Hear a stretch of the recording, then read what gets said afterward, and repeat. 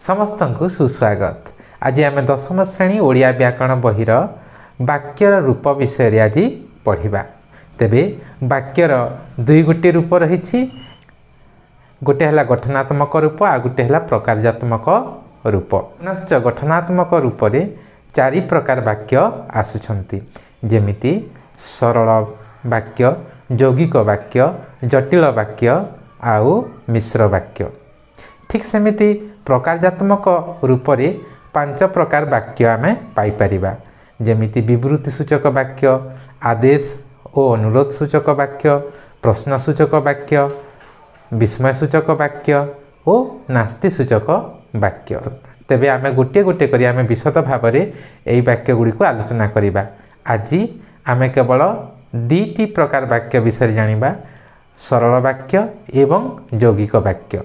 तेबे सरल वाक्य एवं यौगिक वाक्य को जानिबा पूर्वरु आमको क्रिया विषय जानिबा को हबो। से क्रिया होछि समापिका क्रिया एवं असमापिका क्रिया। समापिका क्रिया कहिले जो क्रियाटी वाक्यर समाप्ति को आनी थाए बा वाक्य को समाप्त करे, से क्रिया को आम समापिका क्रिया कहिबा। जेमिति रमेश बजार को गला, तेबे एठी क्रिया हला कोन गला, तेणु एई गला क्रियाटी वाक्य को समाप्त करुछि।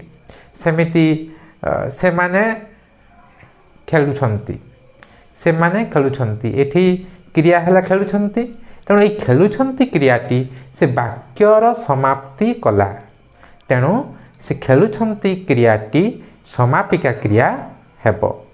आ असमापिका क्रिया कोन, तार विपरीत है असमापिका क्रिया। असमापिका क्रिया कहिले जे वाक्य को समाप्त करे नाही, जेमिति खेली, जाई, पढ़ी, नाची, एगुड़ा को गोटे गोटे असमापिका क्रियार उदाहरण। मुझे गोटे वाक्य ताकू व्यवहार करी,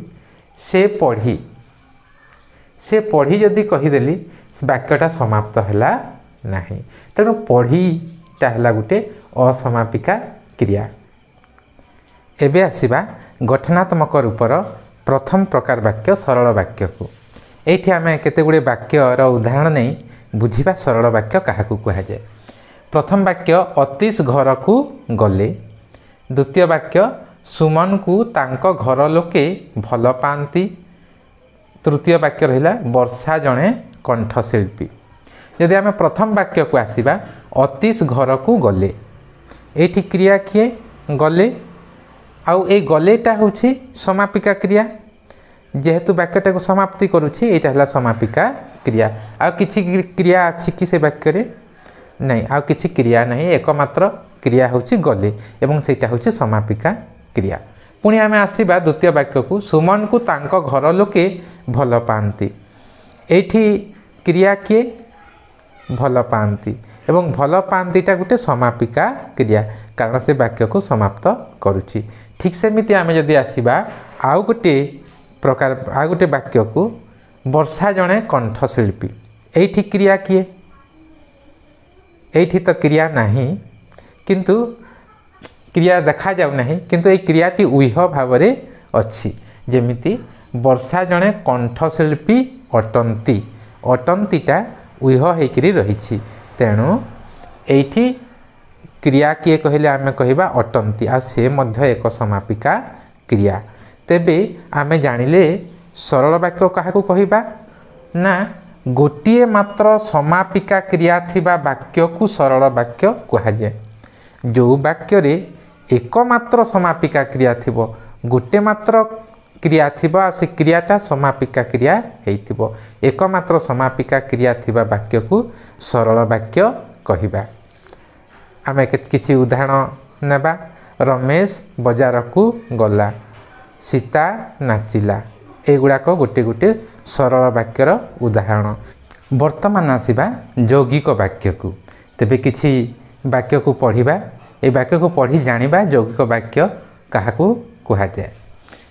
पुरु पहुँचिले, तारिणी आसिले ओ उभय मिसी पाठ पढ़िले। पुरु पहुँचिले आमे देखिबा एठी केते गुड़िए क्रिया रहुछि। पुरु पहुँचिले, पहुँचिले गोटे क्रिया, तारिणी आसिले, आसिले मध्य गोटे क्रिया, उभय मिसी पाठ पढ़िले पढ़िलेटा मध्य क्रिया।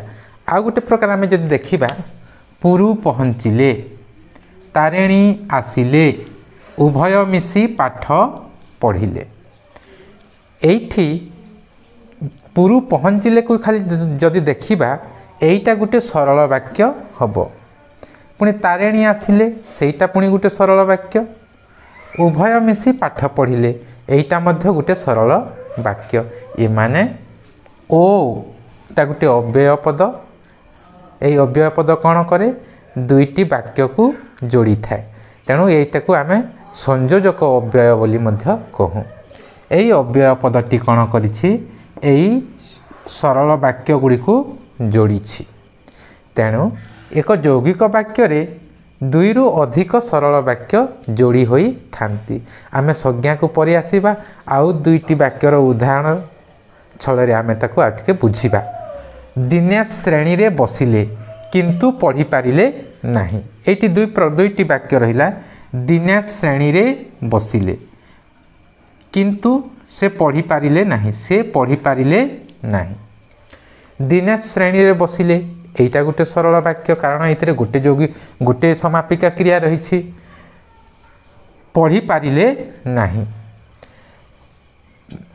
पढ़िबा बा पढ़ी पारिले नाही एटा एई पढ़ी पारिलेटा गोटे समापिका क्रिया तेणु एटा गोटे सरल वाक्य है एटा गोटे सरल वाक्य है एमाने एटी जमिति ओ संयोजक अव्यय द्वारा जोड़ी होते यही दुईटी वाक्य मध्य एठी किंतु ये गोटे अव्यय पद अच्छी यही अव्यय पद साहाय्य रे यही दुईटी वाक्य जोड़ी होती।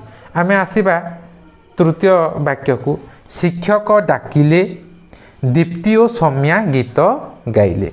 शिक्षक डाकिले ये कमाटी अच्छी दीप्ति और सौम्या गीत गाइले एईटा गोटे आमर सरल वाक्य एईटा गोटे आमर सरल वाक्य तेणु आमे कौन क्या आमे यौगिक वाक्य कहिबा संज्ञा को आसीबा जदि आमे जानिबा जे परस्पर निर्भरशील दुई बा दुई रु अधिक वाक्य अधिक सरल वाक्यर समाहार रे यौगिक वाक्य सृष्टि हुए।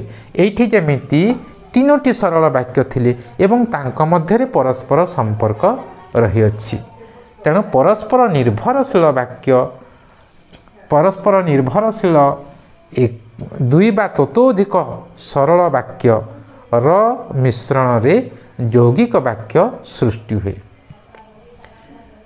देखिबा परस्पर निर्भरशील केमिति हेइथांती दिने श्रेणी रे बसिले किंतु पढ़ी पारिले नाही माने एई वाक्यटी ए जो शेष वाक्यटी एई वाक्य उपरे निर्भर करुछि अर्थ प्रकाश निमंते एई वाक्य उपरे निर्भर करुछंती तेणु एई वाक्य जेमिति शिक्षक डाकिले दीप्ति और सौम्या गीत गाइले शिक्षक डाकिछंती तापर दीप्ति और सौम्या गीत गाइछंती माने एई जो दुईटी वाक्य रही दुईटी सरल वाक्य रही ता परस्पर मध्य संपर्क रही एवं परस्पर निर्भरशील अर्थ प्रकाश पाई गोटे वाक्यटी आ गोटे वाक्य उपरे निर्भर करुछि तेणु परस्पर निर्भरशील थिबा सरल परस्पर माने आमे जदि संज्ञा को आसीबा यौगिक वाक्य होछि दुई रु अधिक सरल वाक्य मानकर समाहार एवं से सरल वाक्य गुड़ाक परस्पर निर्भरशील